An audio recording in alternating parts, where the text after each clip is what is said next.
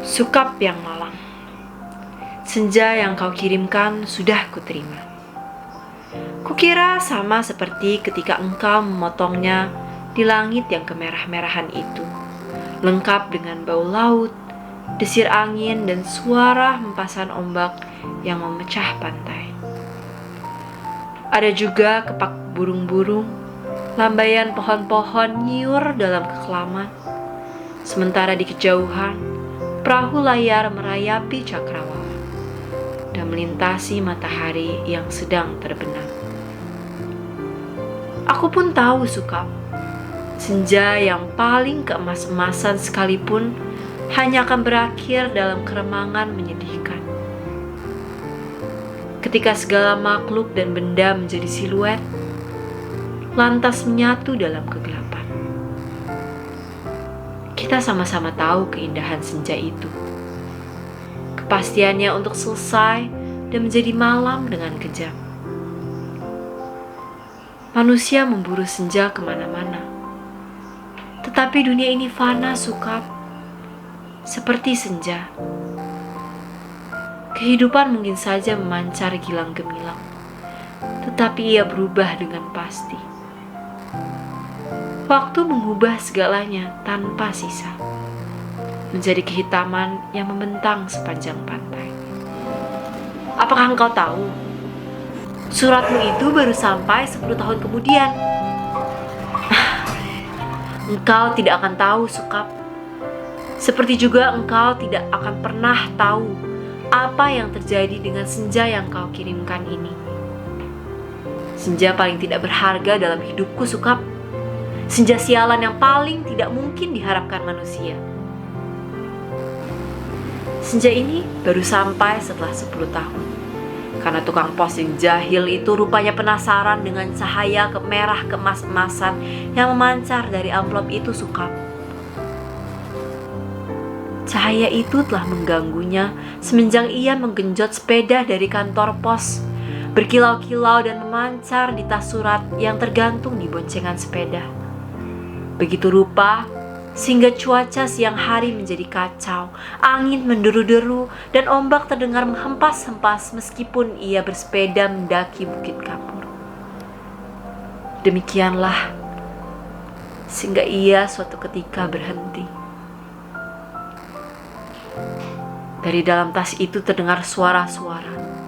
Ia buka tas itu, dan ia melihat amplop Federal Express yang sudah tidak putih lagi, melainkan merah keemas-emasan Sukap, seperti senja dengan matahari terbenam di balik cakrawala. Tukang pos itu mengambil amplop tersebut, menimang-nimang agak berat juga. Maklumlah, bukankah amplop itu berisi senja Sukap? Senja dengan matahari merah membara yang turun perlahan-lahan di balik cakrawala, seperti semua senja di balik kartu pos. Tapi yang kamu kirim itu bukan kartu pos Sukap. Yang kau kirim itu senja di tepi pantai dengan hempasan ombak, bau laut, dan angin yang asin. Kamu pikir berapa ton beratnya pasir di sepanjang pantai itu Sukap? Kira-kira sedikit dong. Masih lumayan tukang pos itu kuat menggenjot sepedanya mendaki Bukit Kapur. Buset! Kalau anak-anak kecil tahu ada matahari terbenam di dalam amplop itu, lantas bagaimana? Kau tahulah Sukap, anak-anak di daerah Bukit Kapur begini tidak punya mainan yang aneh-aneh seperti di kota. Mereka hanya tahu kambing dan kerbau, ikan dan belut, sungai dan jagung. Nasi saja jarang mereka sentuh. Anak-anak yang tidak pernah tahu mainan robot berjalan dengan cahaya di dadanya yang berkedip-kedip pasti akan penasaran sekali dengan cahaya senja yang mancar berkilauan, merah dan keemas-emasan itu Sukap. Memang mereka tidak pernah melihatnya Sukap. Karena tukang pos itulah yang telah mendahului mereka, yang menimang-nimang bungkusan berisi senja itu, mendengar-dengarkan dan akhirnya mengintip. Tentu saja di dalam amplop itu dilihatnya senja Sukap.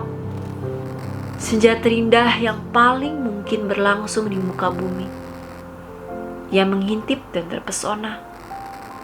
Ia buka amplop itu. Sebetulnya menurut kode etik profesi itu tidak boleh. Tapi manusia manapun melakukan kesalahan, bukan? Ia buka amplop itu dan melihat senja dengan langit merah keemas-emasan di dalam sana, di mana megah-megah berpencar seperti perahu di danau, memberikan perasaan nyaman dan tenang. Siapa yang tidak suka merasa nyaman dan tenang di dunia ini, Sukap? Di sebuah dunia yang sudah miskin, masih bersimbah darah pula. Maka jangan salahkan tukang pos itu, Sukap. Jika ia kemudian menjadi begitu penasaran dan memasuki senja yang terbentang. Tidak ada yang tahu nasib waktu. Ketika anak-anak itu akhirnya berkerumun di sekitar sepeda yang tergeletak itu. Mereka hanya melihat cahaya senja kemerah-merahan yang semburat membakar langit. Amplop itu hanya bocor sedikit, tapi akibatnya begitu rupa. Ini semua gara-gara kamu, Sukap. Sukap yang malang, bodoh, yang tidak pakai otak. 10 tahun lamanya tukang pos itu mengembara di dalam amplop. Kita tidak pernah tahu apa yang dilakukannya di sana. Apakah dia kawin, beranak pinak dan berbahagia? Atau selama itu dia hanya duduk-duduk saja memandang matahari terbenam dengan perasaan kehilangan. Sementara langit yang tadinya merah keemas-emasan perlahan menggelap kebiru-biruan. Aku juga tidak tahu bagaimana caranya menikmati senja di dalam amplop, Sukap. Sebuah ruang yang sungguh-sungguh terdiri dari waktu. Apakah waktu bisa diulang atau bagaimana? Aku belum pernah memasuki senja di dalam amplop. Atau apakah di dunia ini sebetulnya seperti amplop ya, Sukap? Dimana kita tidak tahu apa yang berada di luar diri kita. Dimana kita merasa hidup penuh dengan makna, padahal yang menonton kita tertawa-tawa sambil berkata, kasihan betul manusia. Apakah begitu, Sukap? Kamu yang suka berhayal barangkali tahu. Tapi aku tidak mau hayalan. Aku tidak mau kira-kira. Meskipun usaha kira-kira itu begitu canggihnya sehingga disebut ilmiah. Aku mau tahu yang sebenarnya.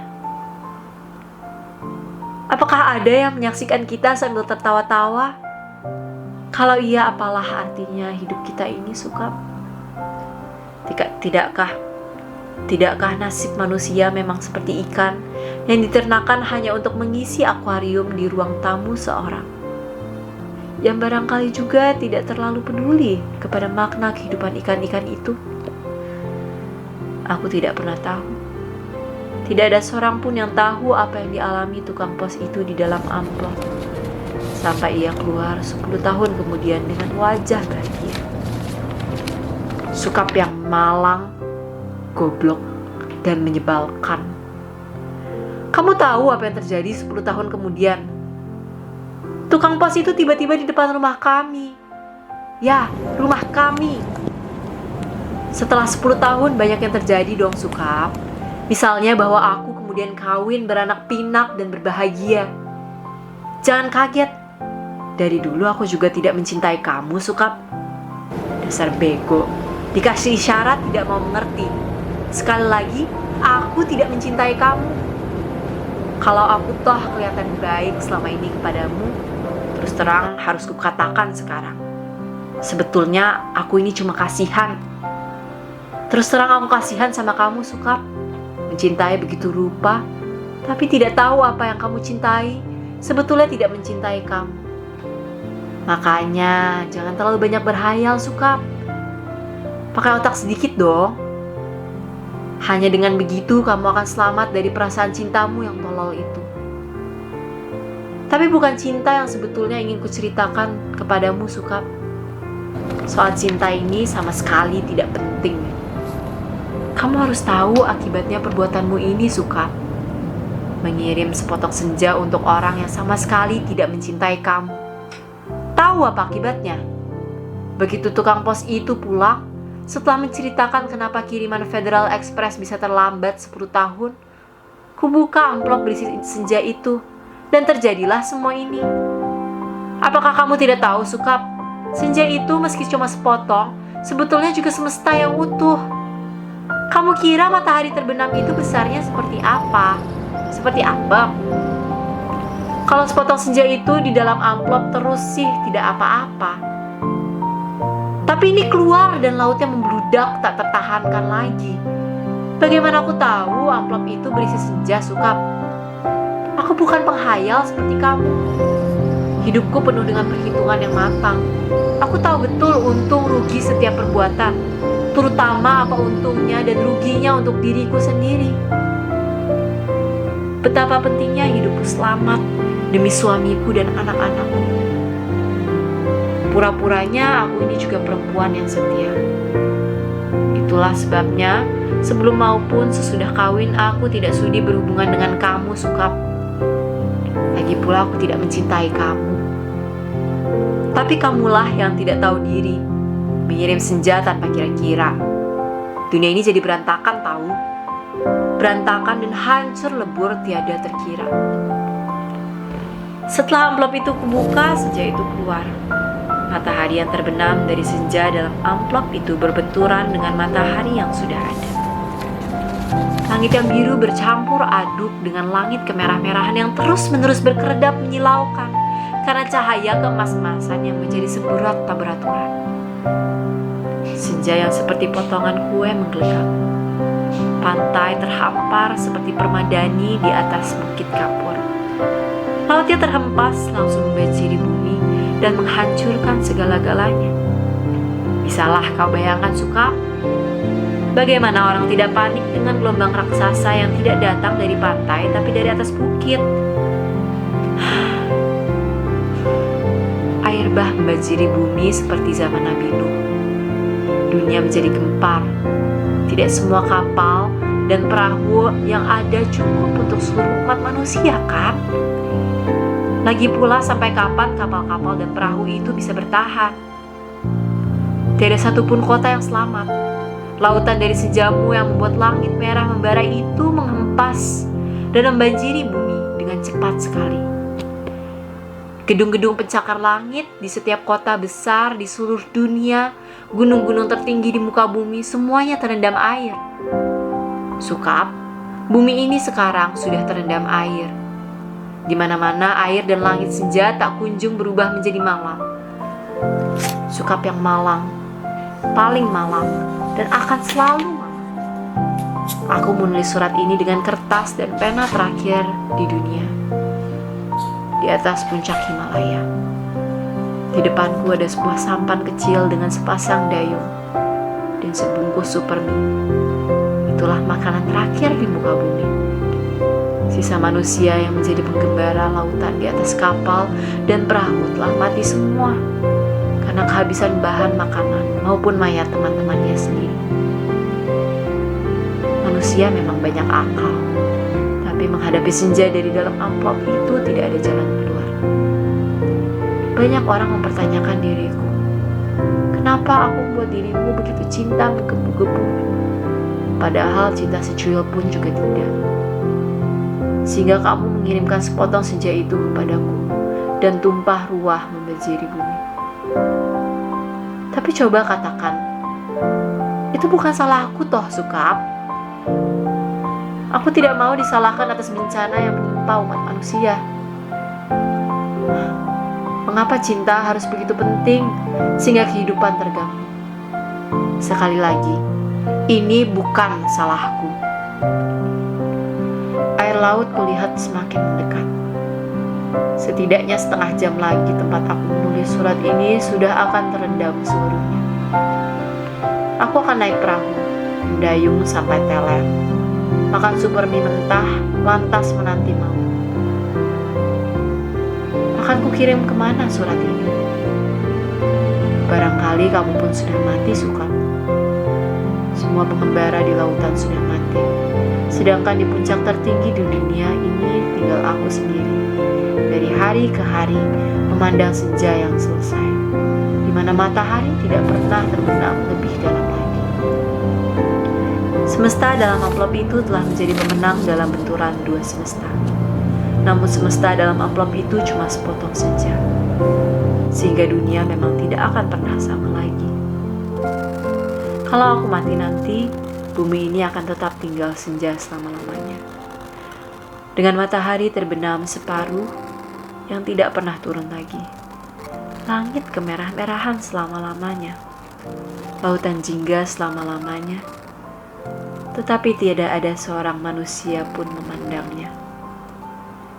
Segenap burung pun sudah punah karena kelelahan terbang tanpa henti. Tinggal ikan-ikan menjadi penguasa bumi. Di kejauhan, kulihat ikan paus merah yang menjerit dengan sedih. Sukap, aku akan mengakhiri surat ini.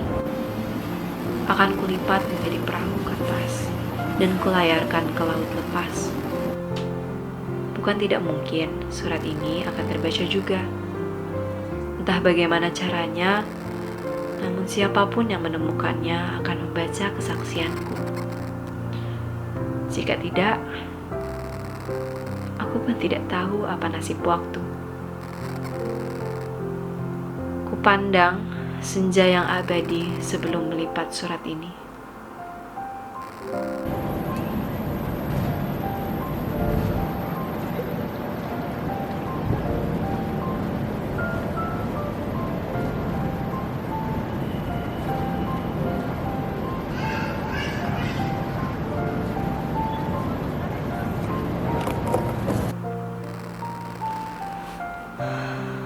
Betapapun ini semua terjadi karena cinta, dan hanya karena cinta. Betapa besar bencana yang telah ditimbulkannya, ketika kata-kata tak cukup menampungnya. Kutatap senja itu, masih selalu begitu, seperti menjanjikan suatu perisai. Kutatap senja itu, masih selalu begitu, seperti menjanjikan suatu perpisahan yang sendu. Selamat berpisah semuanya. Selamat tinggal.